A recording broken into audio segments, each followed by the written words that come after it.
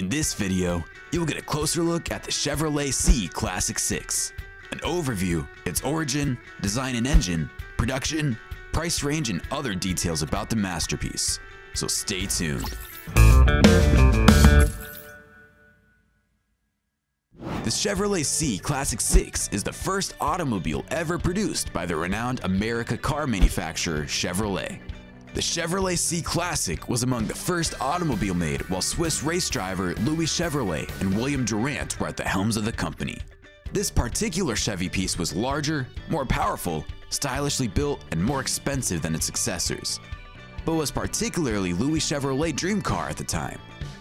The focus of the company shifted from this vintage automobile to more affordable vehicles later in 1914, which caused Louis Chevrolet to resign from the company in 1915, as he disagreed with the Durant's policy and went on to start a race car company with his brother Gaston Chevrolet. Being the first of its release, the Chevrolet C Classic was simply called the Chevrolet, since there weren't so many models to confuse it with at the time, until 1914 when the L and H models were released. The vintage masterpiece features a 6-cylinder engine up front with a cone clutch and a 3-speed gearbox at the rear axle. Other Chevrolet series that followed were much cheaper, with 4 cylinders, which was more of a competition with Henry Ford's Model T at the time.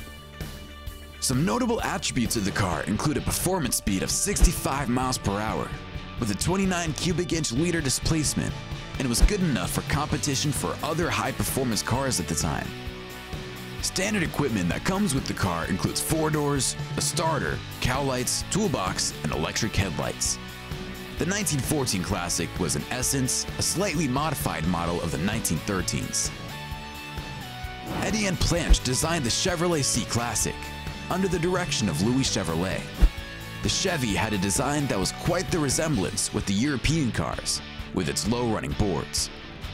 The radiator shell and the Chevrolet nameplate on the dashboard had a polished metal appearance, while the body, chassis, and wheels were plain Chevrolet blue.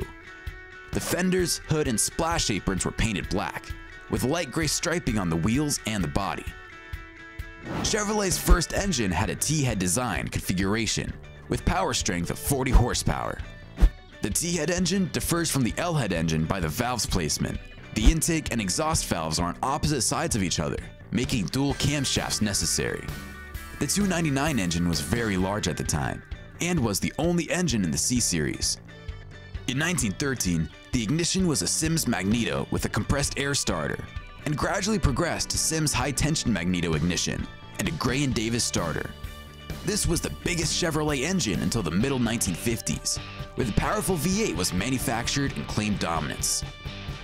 The first prototype of the vehicle appeared in late 1911 and was tested by Louis Chevrolet himself on the back streets of Detroit.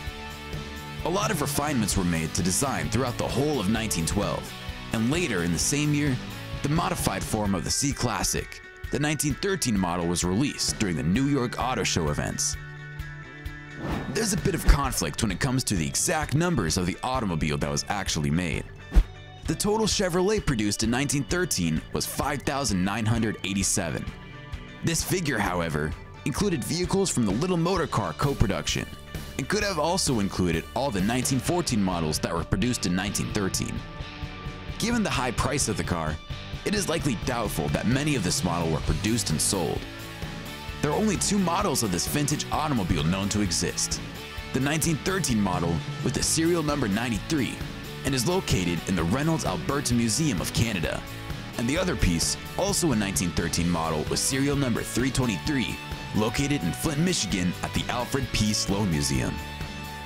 The base price of the Chevrolet Series C Classic was sold for $2,250 in 1912 to 1914, which is anywhere around $61,000 to $64,000 in today's market. But that's all, folks. I'm sure you loved the video. If this is the case, then hit that like button and stay tuned for more classic car videos.